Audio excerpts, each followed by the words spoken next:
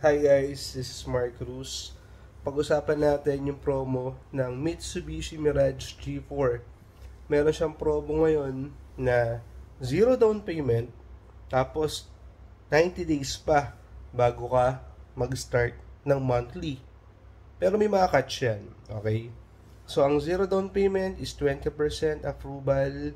Depende pa yan sa bangko kung meron silang zero down payment at meron silang free na 2 months. Actually, 2 months lang ang libre niyan.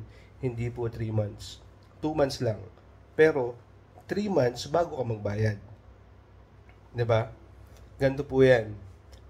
May catch dyan, syempre. Actually, totoong libre yung 2 buwan. Depende yan sa bangko. Totoong zero down payment. Depende rin yan sa bangko or sa approval mo. Ngayon, minsan po, nadidelay ang 2 months na libre.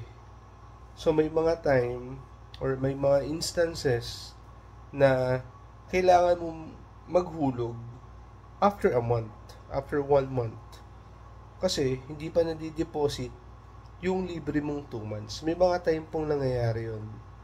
Kaya baka po magulat kayo na iniisip nyo na libre yung 2 buwan. Totoo naman. Pero nagulat kayo after 2 months, may penalty na kayo or sinisingil na kayo ng bangko.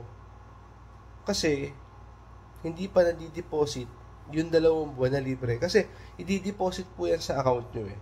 So, yung 2 buwan na libre, i-deposit doon sa account nyo. Ngayon, pag na-deposit yan, syempre, i-debit ngayon ng bangko yan. Kaya, hindi nyo nararamdaman na nagbabayad din pala talaga yung account nyo. Kasi, dineposit yan ng kumpanya. So, ganun yung nangyayari. Kaya, may 2 buwan na libre. Galing yan sa company. Okay? Kung minsan naman, yung bangko mismo, galing na sa kanila. Sila na nag-deposit ng libreng 2 months. So, huwag po kayo magtataka kung minsan, nadidelay yung 2 months.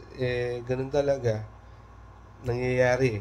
So, hindi naman natin pwedeng sabihin laging clear, diba? So, ang tip ko na lang, at least magpondo po kayo sa account nyo ng 1 month.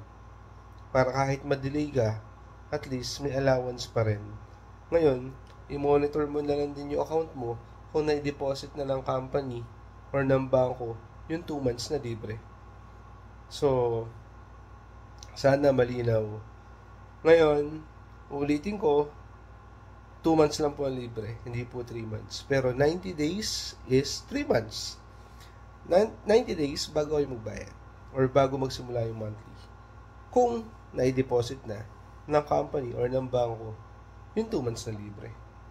So, kung may mga tanong pa po kayo about promo, about financing, cash, bank PO, comment lang po kayo below. Thank you for watching.